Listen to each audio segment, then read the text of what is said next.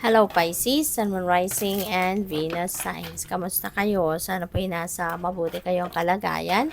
Welcome back po sa Star Tarot at kung bago kayo rito, welcome din po kayo. Please subscribe, like, share my videos, and leave me a comment kung naka-resonate kayo. Thank you. So, first message ninyo is King of Cups, Pisces po pwedeng, kasi this is your energy as well. So, baka sa ngayon talaga, ang karamihan sa inyo, you will be very compassionate, you will be very friendly, very charismatic din kayo. Po pwedeng may mga tao dito, no, na nakakatok sa puso mo at hihingi ng advice sa'yo, hihingi ng tulong sa'yo in any way, shape, or form. Kasi nga, you are very compassionate person, matulungin ka, supportive ka, magaling kang magbigay ng advice, yung mga ganun. Kaya baka ikaw talaga yung lapitin ng mga tao sa ngayon, no? When they need someone to talk to, when they need someone to, when they need someone na hihingian nila ng advice.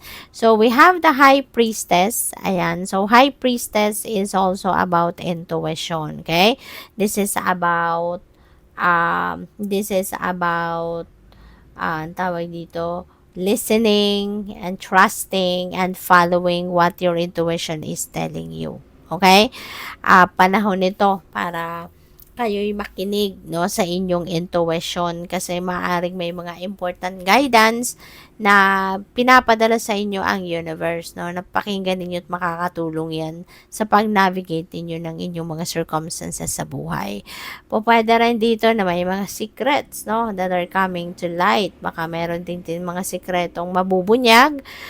Pwedeng sekreto ninyo ito na kayo mismo yung magbubunyag, kayo mismo yung magsasabi na, kayo na yung ipapaalam nyo na mga sekretong tinatago ninyo sa sarili ninyo about yourself at ngayon pa pwedeng ikikwento mo na yan, diba? Kasi diba, yung truth, no, will set you free para wala na kayong iniisip, diba? Wala na kayong tinatago. You just want to be transparent siguro. Pwedeng ganon.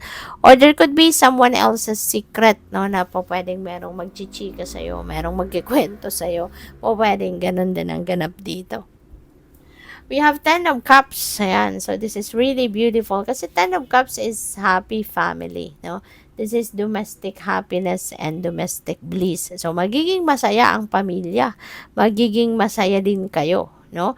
Pwedeng meron ditong contentment, fulfillment, kaya talagang parang masasabi ninyo sa sarili ninyo na wala na akong hahanapin pa, wala na akong hihilingin pa, kasi you are contented. When you are happy, no, and contented with what you have in your life, wala ka nang hahanapin pa, no? So siguro may mga ganyang pakiramdam ang iba sa inyo dito, Pisces, which is really beautiful. Kaya wag ninyong kakalimutan, ipagpasalamat yan sa divine. Wag ninyong kakalimutan mag-pray in gratitude for all these blessings na maaaring dumating na sa buhay mo or dadating pa.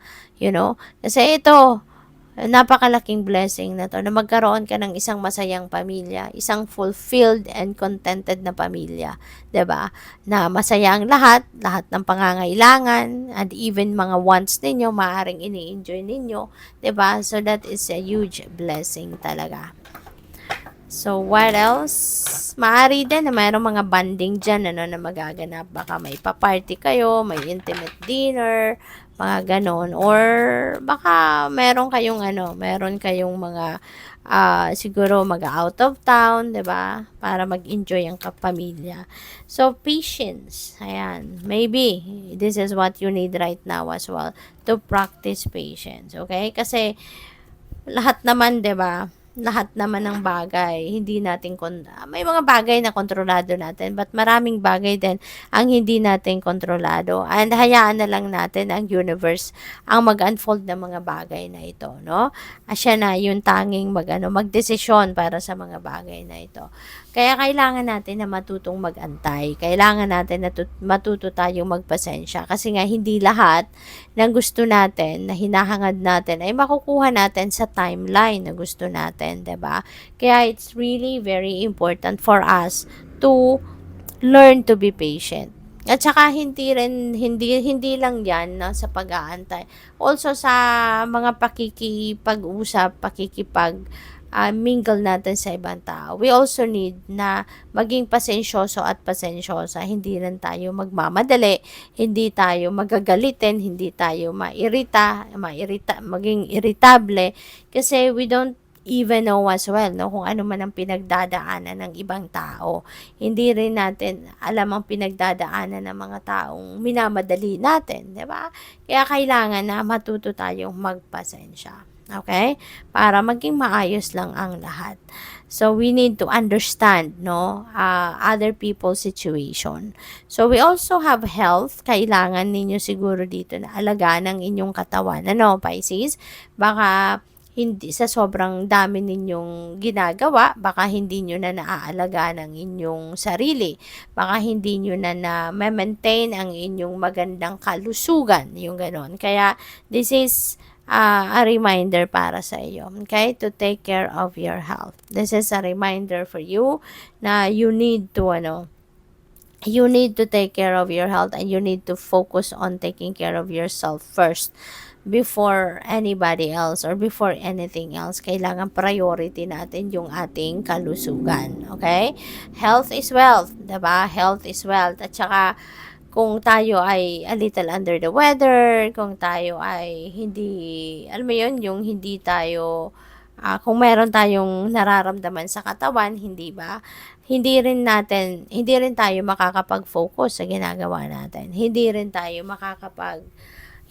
makakapag-focus sa ginagawa natin at hindi rin natin magagawa ng 100%. Kumbaga, kung ano man ang mga gagawin natin. Kung tayo ay, di ba, it's not in good shape.